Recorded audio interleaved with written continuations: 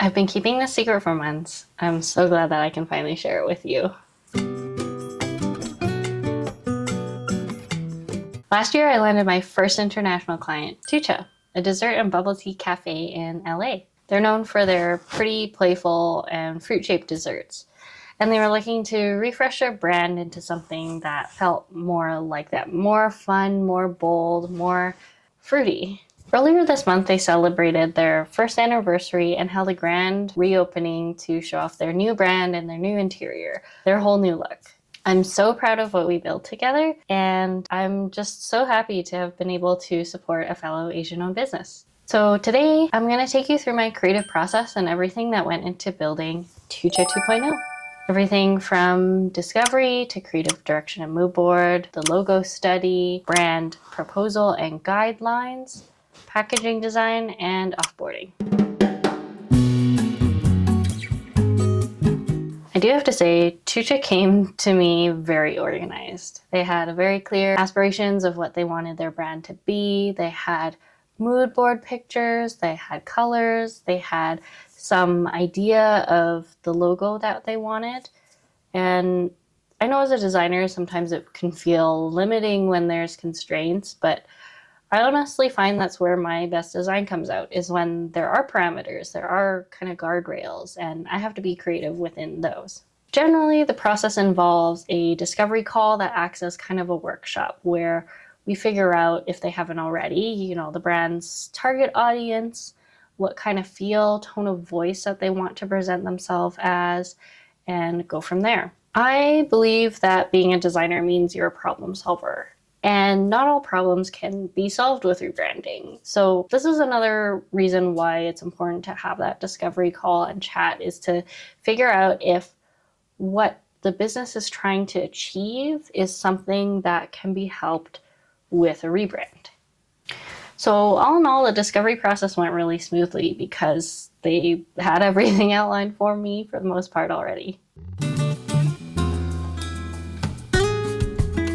This is one of my favorite steps, but it's also the one that always takes me longer than I think it does. For me, I use the creative direction and mood board as a North Star, as a guide for everything that comes after. So it's really important at this point to get everything right, to really make sure that I'm on the same page with the client and that our expectations are met, and really understanding where it is that they want to land in the public eye.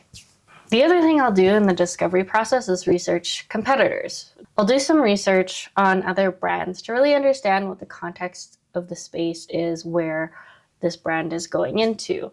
I think that way it makes it a lot easier to understand what already exists and how to differentiate from that. Now, with all these things together, I'll start to have a pretty good idea of the look and feel for the brand, even though I haven't designed anything yet. For Tucha, it was really important for the brand to be a bit more approachable, friendly, bright, and happy. Next comes the logo study. Now that we're done all the foundational research work, we can start designing. Based on the mood board, I'll usually have a clear idea of some logo ideas I want to try. I'll usually have some reference images or photos of other logos, other brands that give the same feel, and pick out elements of those and create something new. I typically try and sketch out on paper first, but sometimes I'll move right into Adobe Illustrator. Now, when I saw the word mark and kept in mind that they were trying to incorporate more playfulness and uniqueness into it, I immediately gravitated to the C and the negative shape in the C because it looked like a mango to me. So I played around with some small, subtle changes that would make a big impact on the logo and really bring that playfulness, that little bit of asymmetry and organic feeling that comes from their desserts and what they're known for into the logo. Now, it's one thing to design the logo, but it's another thing to kind of show your client how it will be used. And I'm a visual person myself, and sometimes I find it very hard to visualize how something will look. So in my logo studies, I will include mock-ups to help people understand how this might be used in the physical world. Next comes the brand proposal and guidelines. The brand proposal includes all of the assets, graphics, typography, colors, photography that will be used in the brand guidelines. This is a pretty heavy lift portion of the design process. And once a client signs off with the proposal, then I start building the brand guidelines. This comes in handy when you start to outsource work or you need to send it to somebody else to do design, but want to keep your brand consistent. It kind of acts as a manual, telling people how to use your colors, typography, what size font to use, all those details. That way your brand shows up consistently, even if it's more than one person designing the thing. The next thing I worked on with Tucha was their packaging design. I mean, really, it all gets worked on kind of in tandem, but packaging design was the last piece of the puzzle. Now, packaging for them is really important because it's one of their key pieces, touchstones, marketing that people see. You know, if you buy a cake from their store and take it out, people will see the box and maybe want to know what it is if they haven't seen it before. And packaging is one of the most satisfying things to design. Really satisfying to see it come from a few pixels on the screen into something physical that you can hold. One thing you can't skip out on with packaging is having color standards. So I use Pantone to send to vendors and clients. And I think this is still one of the more popular color systems that are out there. This is really important with clients and vendors that you can't meet physically to communicate exactly what color it is that you want printed. And so this just helps create a bridge between you two to understand what color it is that it should be. Another step of the packaging design process that I find really handy is to make miniatures of everything.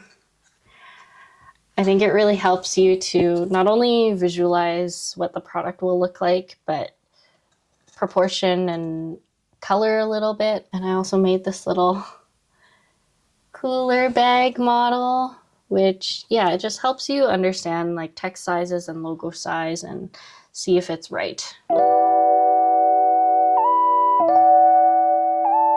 Lastly, the offboarding process. I always like to send my clients with a little offboarding package, not only to say thank you and to help them navigate all of their new files, but also to help collect feedback. I always include a link to a survey. I'm a firm believer that there's always room for improvement. And I like to give my clients this opportunity to let me know what I did well, what didn't go well, and how to get better. As I say, you don't rise to the level of your goals, but rather you fall to the level of your systems. And that's why I love to provide this survey at the end, is to understand if the system that I've built is working or not, and what can be better. So that's my creative process, and everything that went into building Tucha 2.0. Thank you so much for watching, and I'll see you in the next one.